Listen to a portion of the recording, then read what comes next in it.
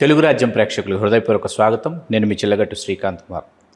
సామాజిక సాంస్కృతిక రాజకీయ అంశాలని మనతో చర్చించడానికి సుప్రసిద్ధ సినీ రచయిత చిన్నికృష్ణ గారు సిద్ధంగా ఉన్నారు. వారిని అడిగి కొన్ని విషయాలు మనం నివృత్తి చేసుకుందాం. నమస్కారం చిన్నికృష్ణ గారు. నమస్కారం అండి శ్రీకాంత్ గారు. మీ ఉత్తమ నటుడు నందమూరి బాలకృష్ణ గారు, అభినయ సాగరాన నవరసాల తృష్ణ నందమూరి బాలకృష్ణ, మీ నరసింహనాయుడుతో తొలిసారి ఉత్తమ నటుడిగా నంది పురస్కారం అందుకున్న నందమూరి బాలకృష్ణ గారు ఈవేళ వరుసగా 3వ పర్యాయం హిందూపురం శాసనసభ నియోజకవర్గానికి శాసనసభ్యుడిగా ఆయన కొనసాగుతున్నారు. ఒక రాజకీయ నాయకుడిగా, ఒక సినిమా నటుడిని చూశారు మీరు. ఆయనకు ఉత్తమ నటుడు పురస్కారాన్ని మీ పాత్ర ద్వారా, మీరు సృష్టించిన పాత్ర ద్వారా తీసుకొచ్చారు. ఒక రాజకీయ నాయకుడిగా నందమూరి బాలకృష్ణ గారిని విశ్లేషించాలనిపిస్తే మీరు ఏ విధంగా విశ్లేషిస్తారు? రాజకీయ నాయకుడి కంటే కూడా ముందు ఆయన నటుడిగా ఆయన విశ్వరూప సందర్శనం నేను చూసిన సినిమాల్లో ముద్దుల మామయ్య, మంగమ్మ గారి మనవడు, ఈ యొక్క సిరీస్ అన్నిటినీ దాటి lorry driver, rowdy inspector and మా గురు సమానులైనటువంటి విజేంద్ర ప్రసాద్ గారు రాసినటువంటి సమరసింహారెడ్డితో ఒక industry breaking super duper hit అనమాట. ఒక రోరింగ్ టైగర్ అంటారు కదా, అట్లాంటి ఒక రోరింగ్ టైగరే బాలకృష్ణ గారు. ఆయనతో పనిచేసే అవకాశం నాకు వచ్చినప్పుడు ఇంతకుముందు చేసినటువంటి సినిమాలన్నింటినీ దృష్టిలో పెట్టుకుని చేయాలి అన్నది ఎవరికైనా కాంపిటేటివ్ స్పిరిట్ ఉంటుంది. సో నరసింహనాయుడు అనే టైటిల్తో నాకు మొట్టమొదట తెలుగు చలనచిత్ర పరిశ్రమలో సినిమా అవకాశం. కొత్త రచయిత అని కూడా చూడడు, కొత్త దర్శకుడు అని కూడా చూడడు.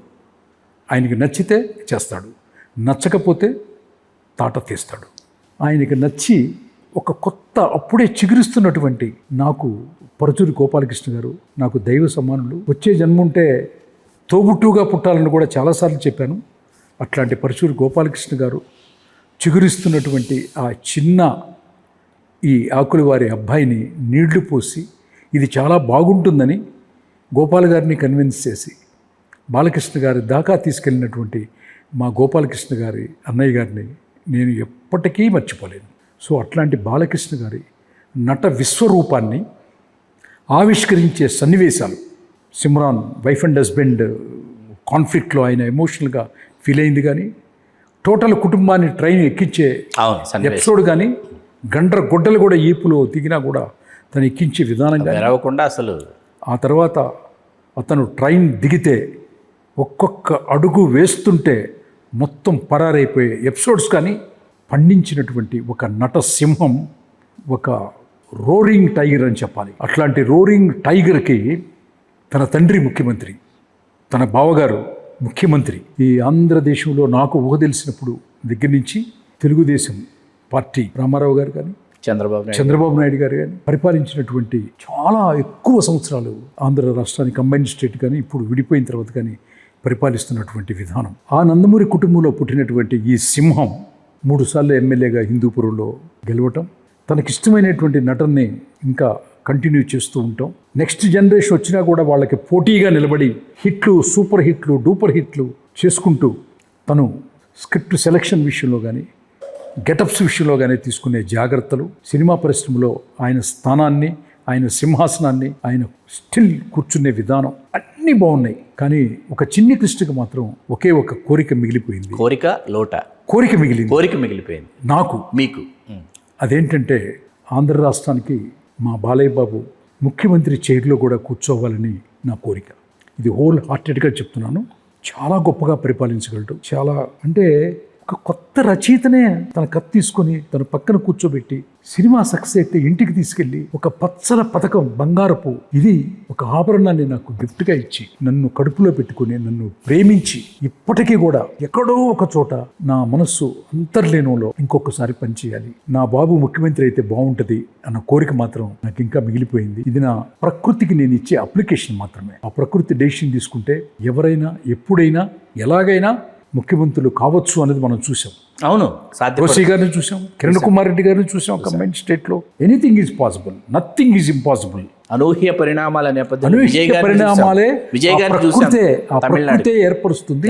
ఆ ప్రకృతే అవుద్ది అనే నమ్మకం మాత్రం నాకుంది. బాలయ్య బాబు ఒక్కసారి మిమ్మల్ని ఆ సీట్లో చూడాలని నా కోరిక. బాలకృష్ణ అనే నేను అనే శబ్దం నాకు వినాలని కోరుకుంది. అంటే చిన్ని కృష్ణ గారు, గత వారం రోజులుగా జరిగినటువంటి పరిణామాలు ఏవైతే ఉన్నాయో, మరి ముఖ్యంగా విశాఖ స్టీల్ ప్లాంట్ ఉదంతం ఏదైతే ఉందో, ఆ ఉదంతం జరిగిన తర్వాత అటు నారా లోకేష్ గారు కావచ్చు, ఇటు పవన్ కళ్యాణ్ గారు అక్కడికి వెళ్ళి చేసినటువంటి పర్యటనలు కావచ్చు, చేసినటువంటి వ్యాఖ్యలు కావచ్చు, ఈవేళ నారా లోకేష్ గారి వ్యాఖ్యలు అయితే చాలా దుమారాన్ని లేపుతున్నాయి. రేపో మాపో ఖచ్చితంగా నారా లోకేష్ గారు ముఖ్యమంత్రి కాబోతున్నారు అనేటటువంటి వాతావరణాన్ని ఒక్కసారిగా విశాఖ స్టీల్ ప్లాంట్ ఉదంతం నేపథ్యంలో నారా లోకేష్ గారు చేసినటువంటి వ్యాఖ్యలు మార్చేసి, నారావారు కాదు నందమూరి వారే ముఖ్యమంత్రి కావాలి, అయితే గీతే బాలకృష్ణ గారు కావాలి అనేటటువంటి వాదం ఒకటి గత 4-5 రోజులుగా పూర్తి స్థాయిలో ఊపందుకుంది. ఇది ప్రకృతి నిజంగా అటువంటి పరిణామాలకి దారితీసిందా? మీరు ఇందాక చెప్పినటువంటి ఆ ప్రకృతి సూత్రం ఏదైతే ఉందో అది ఇప్పుడు మీరు చెప్పిన దానికి వర్తిస్తుందని నాకు అనిపిస్తుంది. మీరు దీన్ని ఎట్లా విశ్లేషిస్తారు? అంటే 2-3 మిక్స్ చేశారు మీరు ప్రశ్నలో. ఒకటి, విశాఖ స్టీల్ ప్లాంట్ గురించి మాట్లాడదామంటే దాని గురించి మాట్లాడదాం, లేదు బాలకృష్ణ గారి ఇదంటే మాట్లాడదాం. ఫస్ట్ ఏది మాట్లాడమంటారు? విశాఖ స్టీల్ ప్లాంట్ ఉదంతం గురించి మాట్లాడు. విశాఖ స్టీల్ ప్లాంట్, ఇదే విశాఖ స్టీల్ ప్లాంట్ కనుక తెలంగాణలో ఉండుంటే ఒకవేళ ఇంచి కాదు కదా, ఒక్క అంగుళం కూడా కదలనిచ్చేవాడు కాదు తెలంగాణ ప్రజలు. ఎస్, ఛాన్సే లేదనమాట. నేను విశాఖ స్టీల్ ప్లాంట్ ప్రైవేటీకరణ జరగకూడదు అన్న దాంట్లో నేను కూడా వెళ్ళి కలిసి మాట్లాడి వచ్చి దాని గురించి క్షుణ్ణంగా నాకు ఒక ఐడియా ఉంది. అక్కడ లోకేష్ గారు చేసిన వ్యాఖ్యలు, ఇప్పుడు ఎవరైతే మరణించారో ఆ మృతుల తాలూకు బంధువులు ఎవరైతే ఉన్నారో, కుటుంబ సభ్యులు ఎవరైతే ఉన్నారో వారు కాకుండా ఇతరులు, అక్కడ ఉన్నటువంటి ఇతర బాధిత కుటుంబాల వారు ఆయనను ప్రశ్నించబోతే మీ ఇంట్లో ఎవరు చచ్చిపోలేదు కదా అనేటటువంటి వ్యాఖ్యలు లోకేష్ గారు చేసింది ఈవేళ దుమారాన్ని లేపుతున్నా. నేను కొంచెం 2 డేస్గా నేను ఫారెన్లో ఉండటం వల్ల నేను ఇది చూడలేదు. అది చూసిన తర్వాత నేను స్పందిస్తాను తప్పకుండా. హలో, తెలుగు రాజ్యం ఛానల్ చూస్తున్నారా? సామాజిక రాజకీయ జీవన చిత్రణే తెలుగు రాజ్యం. అతిశయోక్తులు అసత్యాలు ఉండవు. రాజకీయ కోణం కాదు, ప్రజా కోణమే కొలబద్ద. తెలుగు రాజ్యం వీక్షణ మీ ఉత్తమ అభిరుచికి నిదర్శనం.